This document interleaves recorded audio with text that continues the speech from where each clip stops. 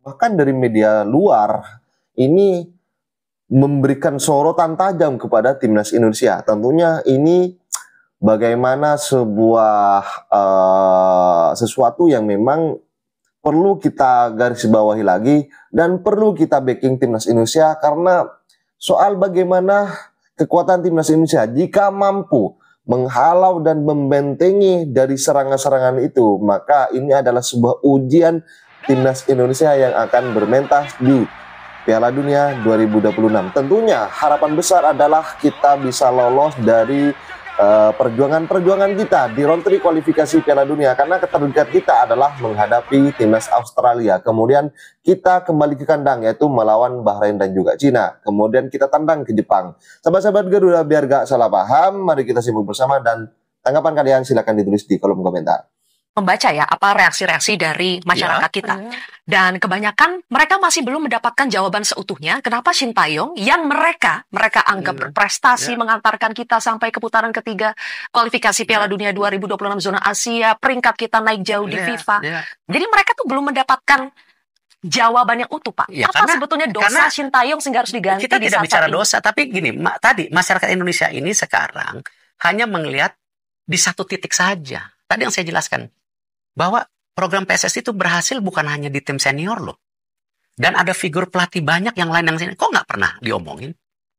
Gitu loh. Terus konteksnya selalu ketika ini yang disalahin pemain.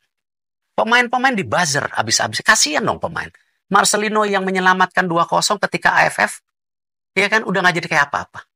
Ini masa depan kita loh Marcelino. Nah jadi hal-hal seperti ini saya ingin proporsional. Bahwa apa? Kembali tim nasional ini tidak ada kultuisme. Ya, ini milik kita sama-sama, kita perbaikin sama-sama. Saya perlu dukungan supporter, saya perlu dukungan pemain, saya teruskan program yang baik, kita perlu juga dukungan pelatih. Kita proporsional. Supaya ini kembali mimpi kita, asa kita, yang kita ini masih dapat walaupun itu juga jarang terjal. Dan kita sudah kehilangan poin waktu lawan China itu kehilangan poin. Itu. Nah, jadi artinya apa? Ya kita ini pilihan gitu. Dan percayalah, Zi, kan kamu tahu saya ini yang selalu saya bilang, saya ini kan orang yang ambisinya di hasil, bukan di jabatan. Orang memang tanya, oh gimana popularitas? I don't care. Orang di sini bukan cari popularitas kok. Kita sama-sama ditugasin, saya dapat tugas untuk perbaikan tim nasional kita, sepak bola Indonesia. Ya, ini yang kita lagi lakukan sama-sama gitu. Dan it's not about me. Ini is about ya sepak bola kita. Ya merah putih gitu. Makanya yang saya tadi koreksi, please. Ya. Anda tidak suka, tapi jangan hancurkan tim nasional merah putih kita dong. Ada fiber memecah belah pemain diaspora lagi dengan pemain. So what? Ini semua orang Indonesia kok gitu. Dan kita patut bangga. Ada yang mengatakan begini Pak, kalau saya baca-baca komentar dari netizen. Mereka mengatakan bahwa Pak Erick ini lebih memenangkan kepentingan dari pemain diaspora kita daripada kepentingan timnas kita yang sudah baik sebetulnya bersama dengan Coach Shin Tae-yong. Enggak. Saya sangat against pernyataan itu. Ini buat semua. Ya kan? Ini buat semua. Dan ini kita mengharapkan apa? Proper stabilitas baru yang bisa tadi mendapatkan hasil yang paling tidak predictable gitu. Ya semua nggak bisa dipredik, tapi harus kita predictable gitu. Dan 4 game ini ya, emang kita ada harapan. Ranking 3 nanti playoff lagi. Ya tapi kan gini, ibarat kalau kita bisa cepat masuk, kenapa mesti delay masuk? Kan begini namanya juga manusia mimpi. Kan nggak ada salahnya kita bermimpi. Pak, problem komunikasi itu kan muncul sekarang. Selama ST itu menjabat sebagai coach, kita belum dengar itu ada persoalan pelik soal komunikasi. Tapi ketika sekarang sudah tim kita berbeda, diisi dengan banyak pemain diaspora, kemudian muncul masalah komunikasi. Tapi apakah masalah komunikasi itu hanya sebatas kendala bahasa, karena Coach Shin Tae-yong berbahasa Korea, kemudian banyak pemain kita yang berbahasa Belanda atau Inggris, apakah hanya sebatas itu atau lebih dari itu? Saya nggak bisa judgmental, saya nggak bisa menuduh, tapi kalau dilihat dari dinamikanya aja kalau saya. Dan kan gini, saya ngambil posisi yang luar biasa loh. Ketika saya bilang saya siap mundur setelah kita kalah sama Jepang. Orang juga mempertanyakan, nih aneh ketua umum, kalah sama Jepang 4-0 marah. Bukan. Karena saya tahu the next game we lost. Kalau the next game we lost lawan Saudi itu selesai. gitu. Dan siapa yang berjasa? Marcelino 2-0. Kalau Marcelino ngegolin 1-1 atau 0-0, ini cuma 1. Gitu. Dan itu bagaimana pemain bermain dengan sekuat, ya kan? Tenaga, Verdong sampai keram-keram, ya kan? Jadi itulah pertandingan yang saya mau ketika semua memberikan yang terbaiknya untuk Merah Putih di lapangan. Itu beda. Kita bisa ngelihat bagaimana ketika kita lawan Saudi Australia 1-1, itu kelihatan, main ini. Lawan Bahrain ya udah no comment lah. Ya kan? Tapi begitu selesai Bahrain itu drop itu. Dan kalau lawan Saudi drop, ya selesai. Poinnya hilang. Gitu. Dan Pak, ini kan pilihan yang sangat berisiko ya Pak. Kontroversial, berisiko. Tapi PSSI tetap mengambilnya. Apakah memang lebih worth it mengambil pilihan ini daripada, kan ada yang bilang, timingnya yang salah. Kalau mau dievaluasi, Sintayongnya di ujung ketika sudah ada. Kita lolos atau tidak kualifikasi Piala Dunia. Tapi yang sekarang ini yang akhirnya menjadi persoalan. Dan itu beban buat PSSI harusnya kan Pak. Ya. Ketika harus mengambil keputusan dan amanah. Orang menunggu. Ini berhasil atau tidak? Amanah kan resikonya orang waktu lawan Saudi aja siap mundur kok. Itu loh. Saya nggak punya beban. Dan saya nggak cari apa-apa di sini. Gitu. Kalau tapi buat timing, kebayang nggak? Kalau kita ngambil keputusan pada saat kita, wah ini kalah sama Cina begini, udah kita putusin. Nah, bulan depannya tanding. Pelatihnya belum ada, semuanya belum ada. Pakai pelatih interim. Ya dong, ini kan kita berbulan-bulan. Ya kan, mencari momen. Nah, kita melihat karena ini masih 3 bulan, kita punya persiapan 2,5 bulan. Dan gini, ada yang kadang-kadang lupa ya, ini tuh bukan klub loh. Ini memang tim nasional di mana-mana berkumpul, ya latihan 3 hari main. Jadi taktikalnya itu udah sangat tinggi. Knowledge antara pemain dan pelatih itu mesti begini. Karena udah mesti tahu. Karena latihannya cuma 3 hari. Gitu. Kan nggak ada waktu. Ini aja kita nyolong. Minta liga main 4 hari, berhenti sebelum. Nggak ada di seluruh dunia. Liganya berhenti 4 hari sebelum FIFA Matchday. Cuma di Indonesia. Dan dengan pelatih yang baru Pak, 2,5 bulan sebelum Indonesia menghadapi Australia, PSSI sudah hitung, itu cukup Pak waktunya. Membangun chemistry, tactical, segala macam. Emang nggak pernah ketemu juga kan? Kan nggak pernah ketemu juga, ketemunya pas 3 hari sebelum tanding. Jadi mau pelatih lama, mau pelatih baru pun sama saja waktunya. Sama aja. Yang penting understanding, sistem, culture, dan gini loh. Dan yang menarik ya, kelas timnas sepak bola kita di Asia, itu pemain yang main di luar negeri, Jepang itu 21 pemain. Ya. Australia 19 pemain. Nomor 3 dan 4 siapa? Kira-kira. Indonesia dan Korea sama-sama 17 pemain main di Eropa. Artinya kelas kita udah beda. Jadi kalau ditanya, kenapa sekarang penonton datang ke lapangan pede? Wah, menang. Udah tahu ranking 120, lawan 50, masih aja yakin menang. Itu. Tapi kan itu loh, yang kita mesti bangun di bangsa kita gitu, optimisme seperti itu juga. Ngelihat nggak, Zid, ketika kita menang lawan Saudi, nahan 1-1. Coba masyarakat kita yang ada di sana, Saudi. Itu mereka seperti apa? Yang biasa kesehari-hariannya berkeringat, cuman ya mohon maaf lah kerja di situ. Bagaimana auranya keluar? Ya kan? Jadi ada intangible assets yang nggak bisa hanya indices a personal agenda. Itu, ini aku. No, this is milik bangsa kita. Gitu. Pak Erik pasti sudah tahu nih bahwa profil dari pelatih baru kita, Patrick Kluivert juga sudah dikuliti. Sama. Nah, fair oleh ya? media, Orang oleh netizen. Dia datang ke sini dengan segala reputasinya. Ya kan? Dia punya kerjaan kok, dia lagi ini. Kemarin waktu ketemu saya maaf, saya harus balik sama keluarga. Besok saya juga diundang ke Brazil. Ya kan? Kalau pemain legenda itu duitnya dibawa kemana-mana juga dibayar gitu. Respon Pak, soal informasi-informasi bahwa CV dari Kluivert ini dikuliti, yang katanya tidak terlalu mentereng secara CV kepelatihannya ya, dibandingkan dengan Sintayong. Ada kemudian katanya 1 tahun sudah menganggur sebagai pelatih. Ada penilaian lain. Tapi semua informasi ini Pak, Pak Erik sudah ketahui. Iyalah. Termasuk berbagai skandal yang bilang skandalnya nggak benar. Kan udah jelas itu dia di frame. Ada lawyernya, ada sindikatnya. Itu kan ada. Kasus hukumnya ada. Ya, tapi yang jelasin biar dia, jangan saya dong. Itu. Ya, kan? Tapi yang pastinya ini sudah menjadi kalkulasi ya Pak. Sudah dipertimbangkan semua profilnya. Dan tim yang nanti dibentuk, yang nanti akan diumumkan, ya juga kita udah kalkulasi. ya kan? Ada technician-nya yang bagus, nanti namanya siapa, ada yang kuat di sini. Itu kan teamwork. Saya tidak mau, ya, dan saya tidak percaya kesuksesan itu karena kerja seseorang. It's about teamwork.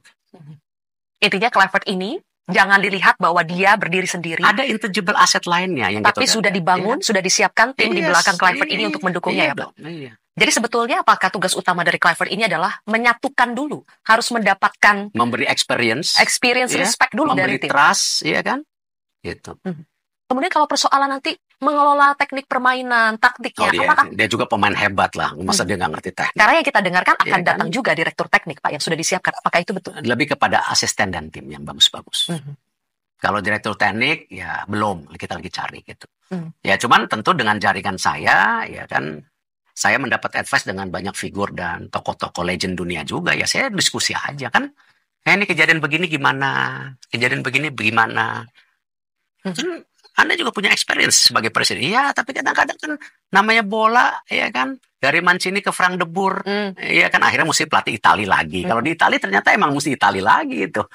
Jadi ada kultur-kultur itu yang kadang-kadang saya secara pribadi mau coba tabrak, ternyata nggak bisa gitu loh, ya kan.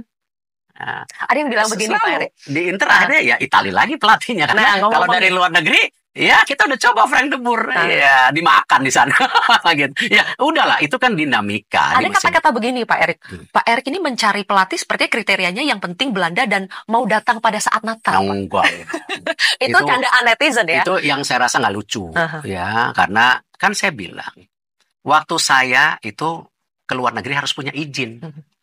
Ya, jadi saya mohon maaf ya, mungkin aneh sebagai presiden PSSI bicara tertutup dengan pimpin negara, dengan Menpora, dengan kan sebenarnya PSSI ini ke FIFA.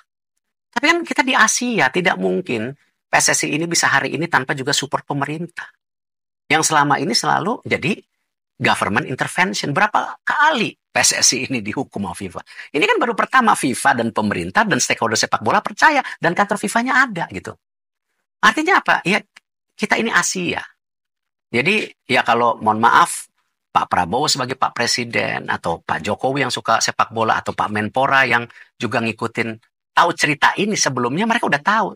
Tapi saya bilang please off the record gitu. Ya kan? Ya karena tadi saya mesti respect juga ya kepada pilihan, kepada apresiasi kepada Coach Indra, Coach Nova, Coach Mochi, Coach Sintayong. Kita mesti apresiasi, mereka udah berjuang buat kita. Gitu. Nah, kita jangan terjebak dari hal-hal yang kontra. Itu yang kita harus jaga. Ini yang kita makanya tadi mohon maaf kalau saya mesti ngurek-ngurek ini saya ya nggak mau kalau udah personal. I have to respect itu.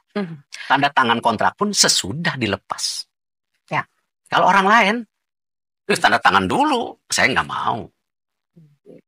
Dan penilaian pelatih-pelatih ini masalah datang hari apa ya itu bukan sebagai sesuatu yang nggak respectful.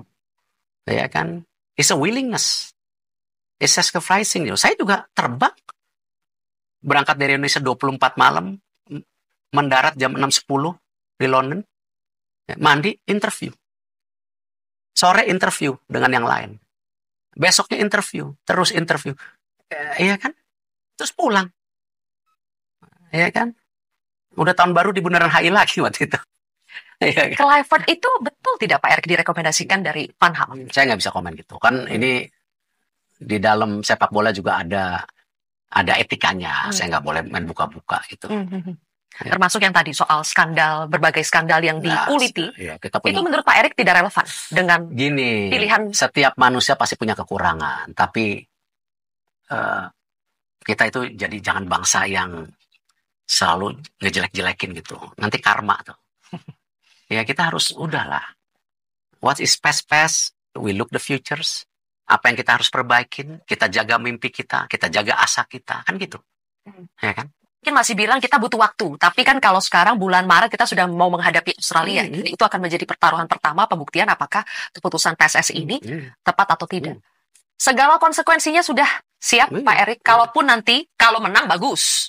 Orang-orang akan memuji. Ini keputusannya Pak dari PSSI. pujian. Tapi kalau kalah itu yang berisiko, kan, Pak Erik? It's part of the job, gitu. Pak Erik bersama dengan PSSI willing to take all the risk Loh, Karena lebih memenangkan bagaimana kalau kita mau menjaga kalau psikologis para kita pemain. mau cuman happy stay at it aja, aman. Kalau nanti gagal ya udah, salahin aja pelatihnya, nggak fair dong. Nah, Iya kan. Terus akhirnya mimpi kita hilang. Kan kita harus jaga mimpi kita. iya Pak. Kenapa saya tanyakan ini lebih dari sekali? Karena saya juga mendengar sebetulnya kalau mau aman, mau main aman, PSSI, Pak Erik cukup mempertahankan saja. Aja tepuk tangan. Pelatihan sekarang. Bagus. Ya kan? Toh kalaupun nanti kita kalah, mungkin orang-orang akan lebih menyalahkan pelatihnya. Ya. Tapi kan pilihan ini diambil. Kan nggak bisa gitu. Berarti ada something else, ada something yang lebih besar. Ya kita harus berhasil kan. Kita maunya berhasil. Masa jadi kita bangsa kalahan terus? Itu kan. Kita harus jadi bangsa menangan lah. Kita mesti juga ambisius in the good way. Bukan mengalahkan sejarah cara ya. Gitu. Sama ketika kita melihat aturan FIFA, bisa naturalisasi, kita pakai aturan FIFA, bukan. Dan pemain-pemain ini loh, mereka kan nggak dapat apa-apa dari kita. Ketika mereka lepas warga negara, mereka emang nggak gampang main di EU-nya, susah aturannya, dibatesin, ada kualifikasinya semua gitu loh.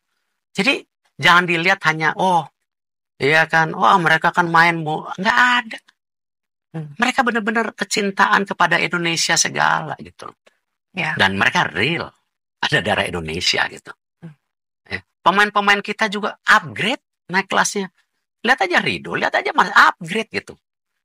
Nah itulah kenapa yang U17, U20 pun kita sekarang pupuk. Di U17 cuma ada Matthew Becker. Dan itu ibunya orang Indonesia, bapaknya orang Australia cuma satu.